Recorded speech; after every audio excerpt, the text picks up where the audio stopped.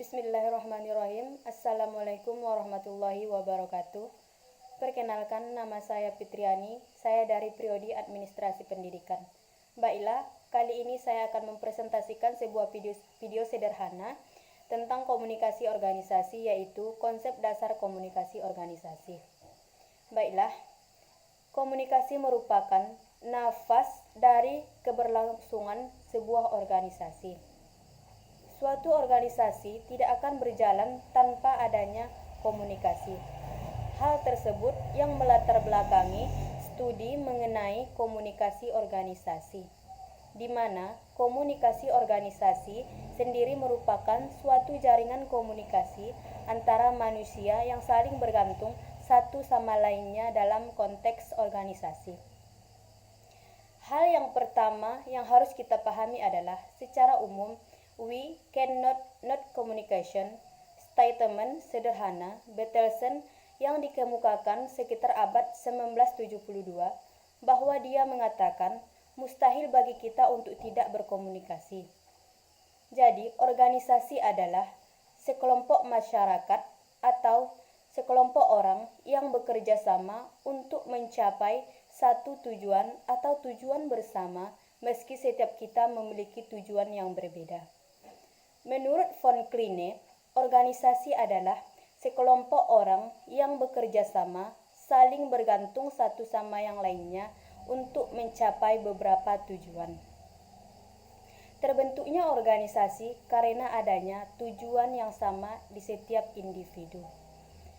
Selanjutnya, fungsi komunikasi dalam organisasi. Fungsi yang pertama adalah fungsi informatif.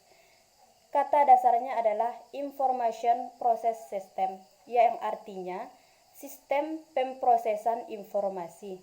Jadi, fungsi dari komunikasi dianggap bahwa organisasi bisa dipandang sebagai suatu sistem yang bisa memproses informasi untuk bisa sampai ke setiap individu, sehingga bisa dimaknai secara tepat dan benar dalam konsep yang sama, sehingga tidak terjadi kesalahpahaman. Fungsi yang kedua adalah fungsi regulatif. Kata dasarnya adalah regulasi, yang urusannya dengan tatanan dan aturan-aturan yang berlaku dalam organisasi.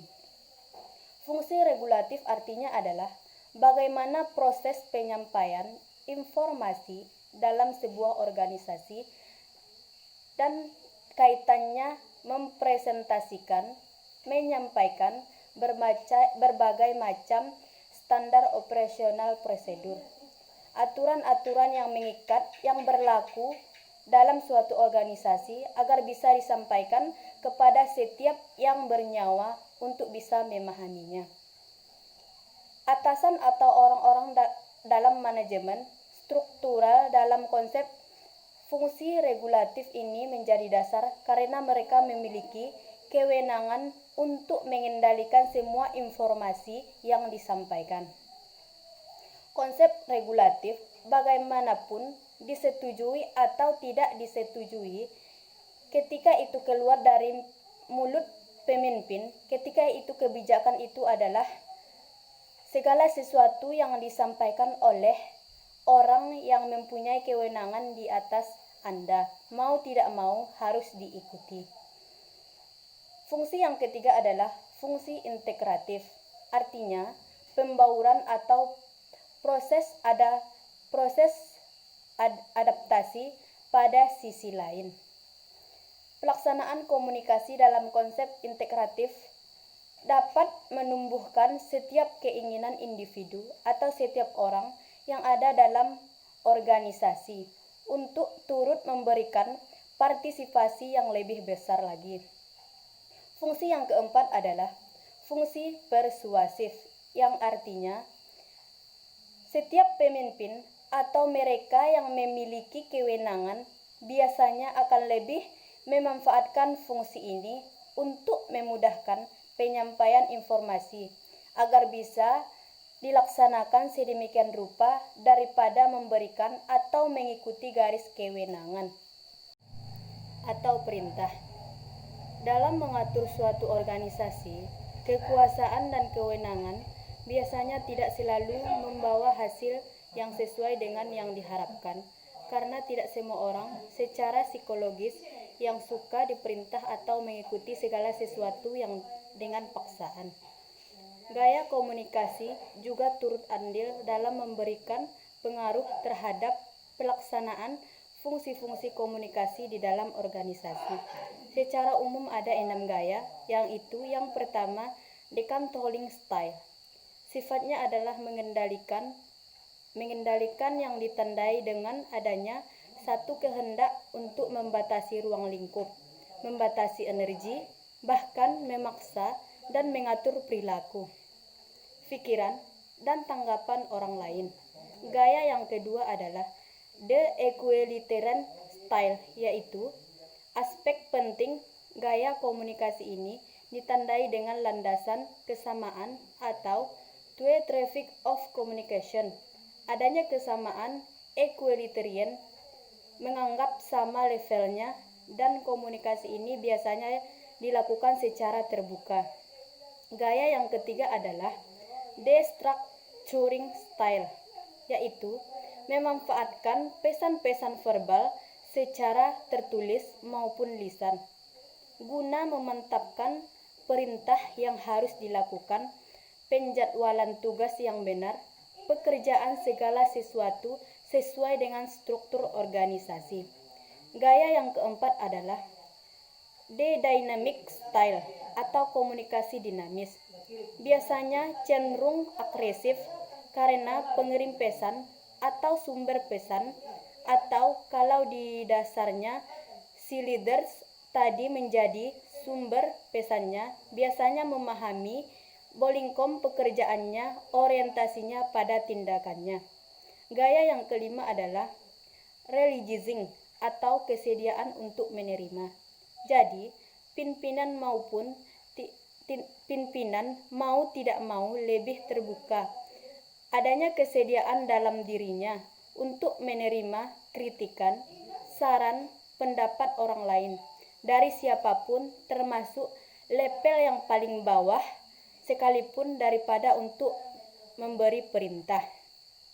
Gaya yang keenam adalah withdrawal style. Gaya ini tidak layak digunakan dalam proses komunikasi dan cenderung dijauhi dalam komunikasi organisasi.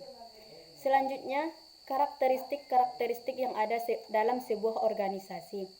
Pada umumnya, yang pertama, 1.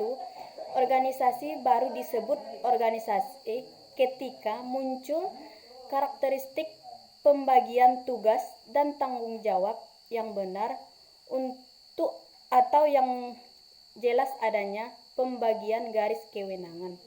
Yang kedua adalah adanya pusat kekuasaan. Setiap bagian pusat kekuasaan ada sampai ke pusat tertinggi. Ini disebut sebagai struktur organisasi atau garis kewenangan. Struktur yang ketiga adalah kumpulan disebut organisasi ketika memenuhi karakteristik substitusi sumber daya manusia. Kemudian adanya ketergantungan antara anggota organisasi yang banyak tadi tidak hanya fokus pada kebijakan, tetapi adanya ketergantungan mulai dari yang paling atas sampai kepada yang paling bawah. Ada nilai manfaat atau ketergantungan setiap orang atas pekerjaan yang dilakukan orang lain. Kemudian adanya interaksi yang secara berulang-ulang, tidak mungkin 1 atau 2 kali, tetapi itu terjadi terus-menerus. Dan yang terakhir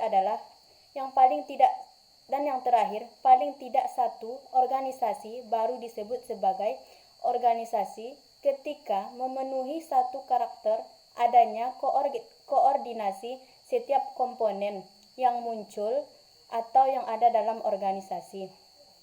Selanjutnya, tipe-tipe organisasi. Tipe yang pertama adalah tipe organisasi bisnis.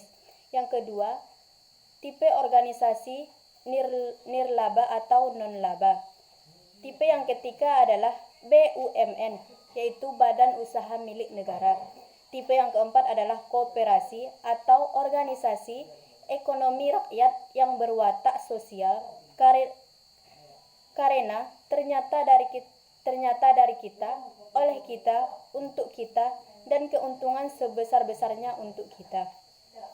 Aliran-aliran informasi yang ada dalam sebuah organisasi. Ada beberapa hal yang harus kita lakukan. Yang pertama adalah aliran komunikasi di organisasi sejenis apapun bentuknya. Organisasinya adalah suatu bentuk proses dinamik dalam mengantarkan berbagai informasi atau pesan kerja secara tetap dan berkesinambungan, dan biasanya itu diciptakan atau didesain atau ditampilkan dan hidup serta berkembang dalam sebuah organisasi. Yang kedua adalah aliran komunikasi cenderung memiliki fungsi untuk mengetahui bagaimana informasi itu terdistribusikan kepada semua anggota organisasi pada level dan garis manapun. Yang ketiga adalah aliran komunikasi organisasi itu memberikan dampak pengaruh terhadap efektivitas organisasi, baik katanya dengan hubungan-hubungan personal ataupun dalam pelaksanaan dan pencapaian tujuan organisasi. Menurut Getschgo tahun 1964, dalam organisasi terdapat 3 cara aliran atau sifat aliran informasi. Yang pertama, aliran itu serentak, yaitu proses penyebaran informasi yang disampaikan secara bersamaan dalam waktu tertentu dengan objek sasaran yang lebih daripada satu ruang, bukan proses diadik. Bentuknya berupa memo, pertemuan rapat, dan lain sebagainya. Keuntungan untuk serentak adalah lebih cepat, lebih mudah diakses daripada saat bersamaan. Orang bisa mendapatkannya. Berhubungan dengan banyak orang, sasaran yang ingin dicapai. Sementara, kerugian dari informasi aliran serentak tidak dapat menyebarkan informasi yang sifatnya rahasia. Yang kedua, aliran informasi beruntun, yaitu proses penyebaran informasi ataupun pesan yang ada di dalam setiap organisasi secara diadik.